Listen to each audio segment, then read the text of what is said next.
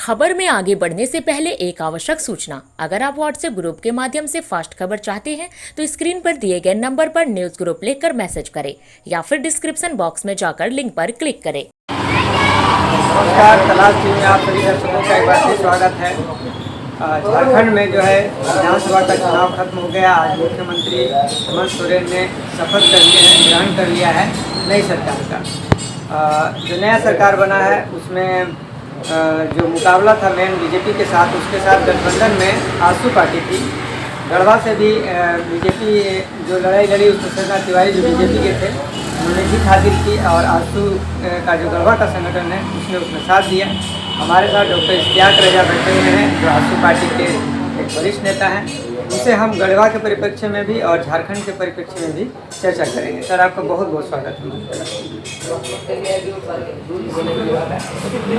आपसे पूछना चाहेंगे कि जब आप जो नया सरकार बना, गढ़वा में तो बीजेपी आ गया लेकिन झारखंड में जो इसका क्या प्रभाव आपको दिखाई देता है? गढ़वा में आपको क्या लगता है कि कितना विकास हो पाएगा? क्योंकि सरकार वहाँ आपकी नहीं है, आपकी गढ़वा में सरकार है। गठबंधन। सबसे पहले मैं आपको और आपके चैनल को धन्यवाद और बधाई देते हुए मैं बता दूं कि जिस तरह से मुख्यमंत्री का जो शपथ ग्रहण समारोह होता है, जो राज्यपाल के द्वारा शपथ ग्रहण कराया जाता है मुख्यमंत्री जी को, और मुख्यमंत्री जी के शपथ ग्रहण में संवैधानिक रूप से वो होता है और वह शपथ में ही कहा जाता है कि मुख्यमंत्री को किसी तरह का यहाँ की नागरिकता के साथ, यहाँ के नागरिकों के साथ किसी तरह के द्वेष और द्वेष की भावना नहीं रखना है, किसी के प्रति द्वेष की भावना नहीं रखना है, किसी को मान सम्मान बराबर के रूप से मिलेगा। कि इस राज्य के जितने भी विधानसभा हैं, चाहे वो जेएमएम का क्षेत्र आएगा या वो एनडीए का क्षेत्र आएगा, वो तमाम क्षेत्रों में जितने भी विधानसभा का क्षेत्र है जहाँ पर जितना भी विकास का योजना आएगा सभी को विकास का योजना राशि मिलेगी। और मुझे पूरी उम्मीद है कि गढ़वा विधानसभा के साथ कोई सौतेलापन नहीं होगा सरकार के द्वारा। और यहाँ से निश्चित रहिए कि जो जनता का उम्मीद है, जनता की उम्मीद के मुताबिक यहाँ विकास संभव हो, हर असंभव कार्य किया जाएगा। अच्छा, गढ़वा में जो है जैसे जो वर्तमान जो मंत्री जी थे उसके बाद उनके साथ सरना तिवारी या फिर बीजेपी से जो लड़ाई हुई दोनों के बीच में, आपको क्या लगता है कारण कि मिथिलेश ठाकुर दोबारा नहीं जीत पाए? आपका मंतव्य क्या लगता है किस कारण से ऐसा हुआ? देखिए, ये जनता का जनादेश होता है और जनता बखूबी 5 सालों के कार्यकालों का मूल्यांकन करता है और जनता में सभी लोग होते हैं, चाहे वो 18 वर्ष का हो या उनके गार्जियन हो, माता पिता हो, सभी लोग मूल्यांकन करते हैं 5 वर्षों का। और कुछ लोग रोजगार से भी जुड़े हुए रहते हैं, कुछ लोग राजनीति से जुड़े हुए लोग रहते हैं, कुछ पेशा और मजदूरी से भी जुड़े हुए रहते हैं। तो सारे लोग मूल्यांकन करते हैं। जो रोजगार वर्ग के थे, मजदूर वर्ग के थे, वो मजदूर भी मूल्यांकन कर रहा था। ऐसा नहीं है कि वो मूल्यांकन नहीं करता है, वो सिर्फ कमाता और खा के सो जाता है, ऐसा नहीं होता है।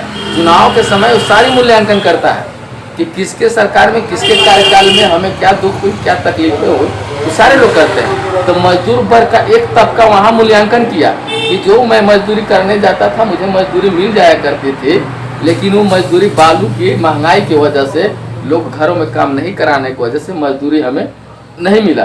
वो मजदूर का तबका वहाँ से वोटर आपका कम होना स्टार्ट हो गया।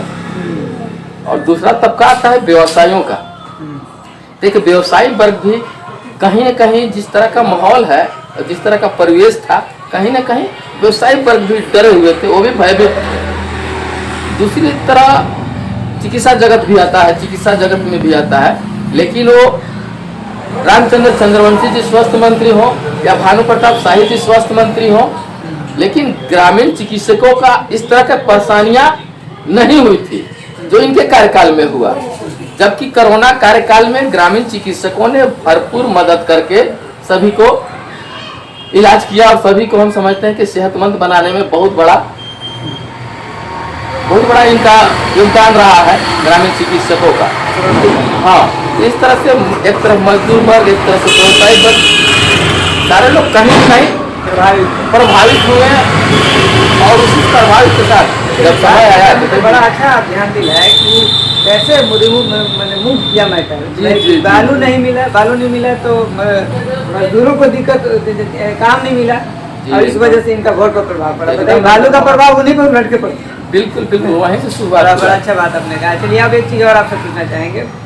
अब जो नए आपके जो बने हैं, जो आपके गठबंधन से बिलोंग करते हैं, एनडीए से, सदन तिवारी, ठीक है, अब इनसे आप लोग क्या उम्मीद रखते हैं? क्या होना चाहिए गढ़वा में विकास? आपको पर्सनली क्या लगता है, क्या होना चाहिए गढ़वा के लिए? बहुत बड़ा लंबा चौड़ा हम नहीं कह पाएंगे इसमें, मैंने आपका क्या इच्छा है? ये जान लीजिए कि गढ़वा नया होगा, विकास का पैमाना नया लिखा जाएगा, भयमुक्त गढ़वा बनाया जाएगा। निश्चित रहिए ये भयमुक्त गढ़वा, नया गढ़वा लोगों को देखने को मिलेगा। पहले की राजनीति, जैसे पहले मंत्री जी की राजनीति थी, अब की राजनीति में क्या फर्क होगी आजसू के लिए? आजसू पार्टी से तो आप, हमको लगता है कि हम लोग जान रहे हैं तो 15-20 साल से आप लोगों को लगता है 15 साल, मिनिमम 15 साल हो रहा है। अब क्या लगता है आजसू की स्थिति को गढ़वा में कैसे मजबूत कीजिएगा? क्योंकि गठबंधन के साथ आप हैं, तो क्या लगता है उसकी क्या स्थिति होगी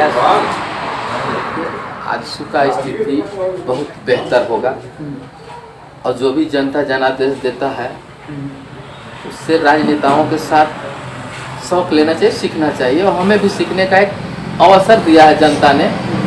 और मैं आपको बता दूं कि आजसू पार्टी कहीं से कमज़ोर नहीं है। आप खुद मूल्यांकन कर सकते हैं कि आजसू एनडीए के माध्यम से पूरे हिंदुस्तान में एक चर्चित फिगर है कि आजसू पार्टी है झारखंड में। कोई राजनीतिक पार्टी है झारखंड में और मजबूत पार्टी है तो आजसू है। उसी तरह झारखंड के कोने कोना में कोई भी ऐसा विधानसभा क्षेत्र नहीं है, चाहे कोई भी गांव का कस्बा नहीं है जहां आजसू पार्टी का नाम नहीं है, जहां आजसू पार्टी का चुनाव चिन्ह केला छाप नहीं मौजूद है, जहां आजसू पार्टी के सुप्रीमो सुदेश कुमार महतो को लोग नहीं जानते। ऐसा कहीं नहीं है। तो हम झारखंड के हर एक कोने में, हर एक पंचायत में, हर एक गाँव में है। इसलिए मैं मजबूत हूँ, कभी भी हम अपनी स्थिति ऊपर ला सकते हैं। इसलिए राजनीति में उतार चढ़ाव होता है, यह एक अवसर है। हम तुरंत वापसी हो जाएंगे, इसमें कोई दिक्कत नहीं, कहूँ से हम कमजोर महसूस नहीं करते हैं।